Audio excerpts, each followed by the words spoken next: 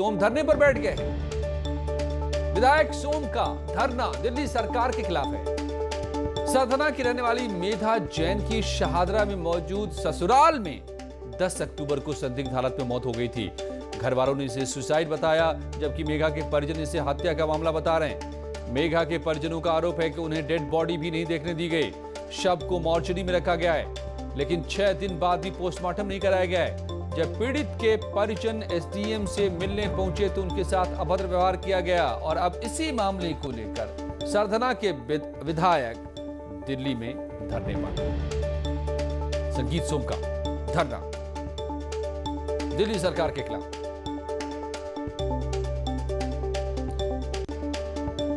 सरथना की बेटी को न्याय दिलाने के लिए सरथना के विधायक धरने पर बैठ गए हैं। दिल्ली सरकार के खिलाफ इंसाफ की मांग। हम सरथना मेरठ के रहने वाले हैं। हमारे पापा का नाम प्रदेशी जैन है। आरोप है कि मारा गया, हत्या कर दी गई, जबकि घर वाले बता रहे हैं कि ये सुसाइड किया है युवती ने और पीड़ित के युवती के मायके वाले का आरोप है, यानी कि जो कि सरथना में है मायका, वहां के लोगों का आरोप है कि हत्या की गई है। इसी बात पे न्याय दिलाने के लिए, जांच कराने के लिए अब तक इसमें पोस्टमार्टम भी नहीं हुआ है। 6 दिन से मोर्चरी में शव को रखा गया है।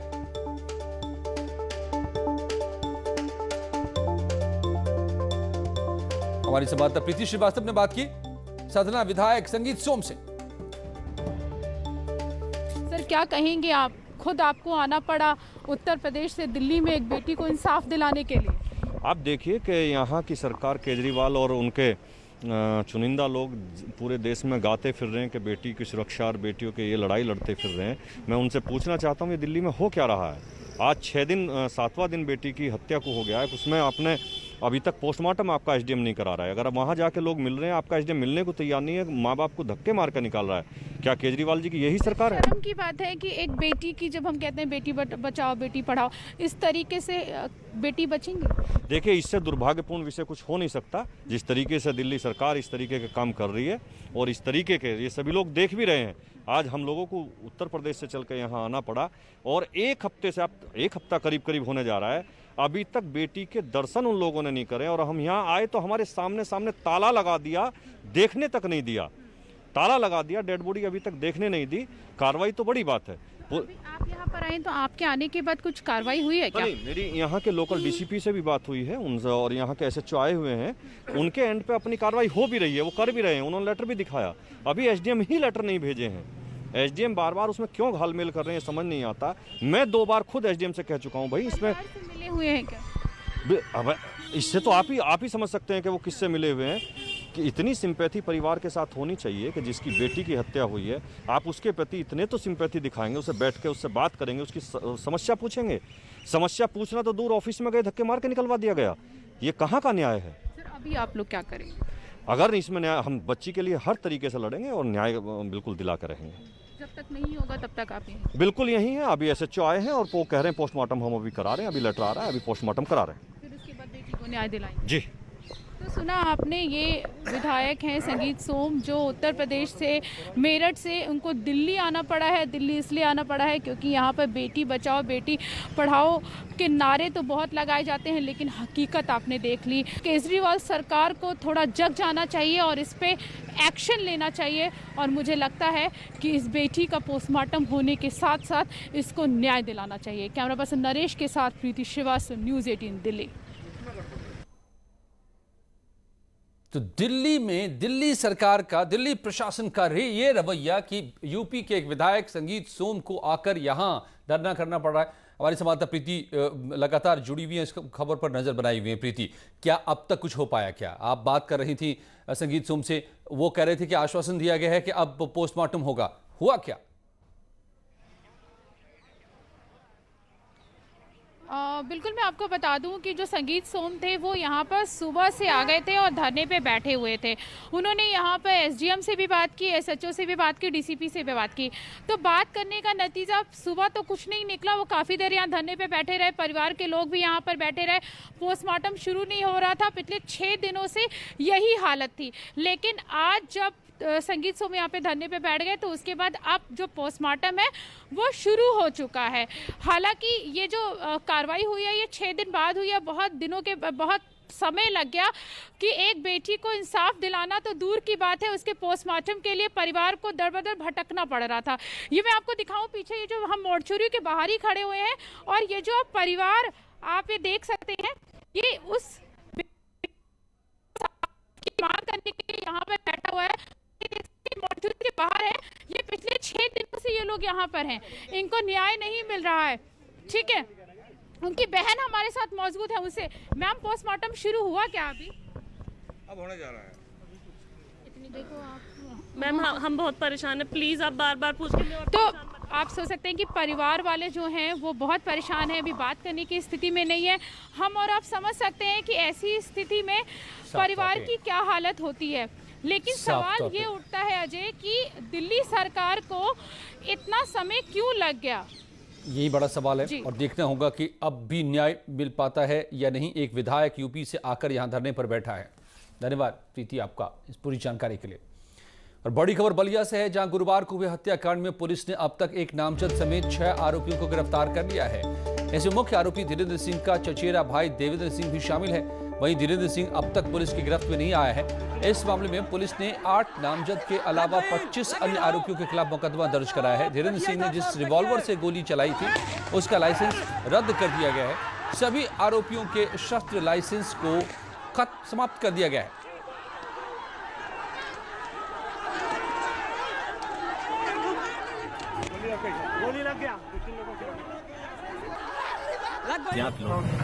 इसके सापेक्ष एक अभी नामजद में गिरफ्तार हो चुका है और 5 अज्ञात, कुल 6 गिरफ्तारियां हो चुकी हैं। बाकी जो 7 नामजद हैं उनके लिए 7 टीमें बनी हैं पुलिस की और रात से वो जहां जहां उनके संभावित ठिकाने हैं पता करके और वहां दबिश दी जा रही है। आशा है कि हम लोग तब तक अनवरत रूप से वो करेंगे जब तक आज गिरफ्तारी न हो जाए। ये कंटिन्यू चलेगा और ये इंश्योर किया जाएगा कि उनके खिलाफ सख्त से सख्त कार्रवाई सुनिश्चित हो।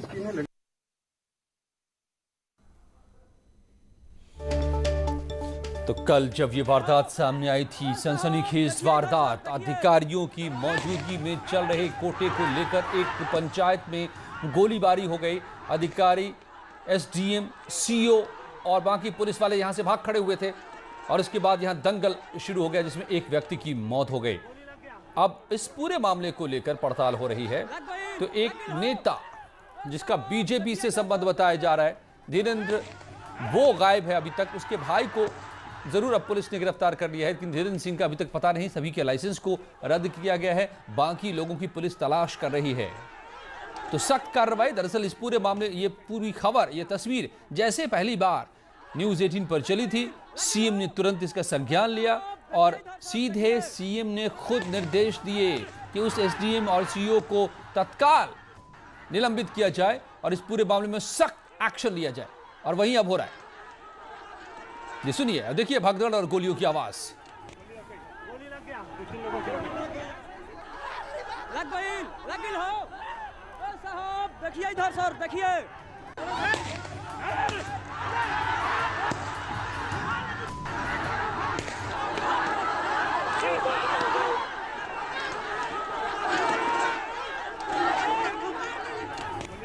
गोली लग गया। तो किस तरीके से गोली लगी देखिए, लोग चिल्लाने लगे, लग गई गोली। चारों तरफ लोग भाग रहे थे, एक के बाद दूसरी गोलियां दागी जा रही थी, भगदड़ मची हुई थी, सब जान बचाकर भाग रहे थे। मनीष हमारे संवाददाता मेरे साथ बलिया से जुड़ गए। मनीष, तो ये अब तक की कार्रवाई, 6 लोगों की गिरफ्तारी हुई है, लेकिन धीरेन्द्र कहां नदारद है? उस तक पुलिस क्यों नहीं पहुंच पा रही है?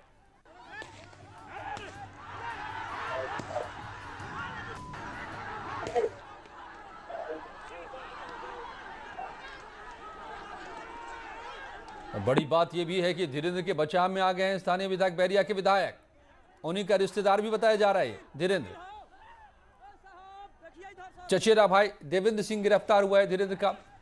एक नामजद समेत 6 लोग गिरफ्तार हुए हैं।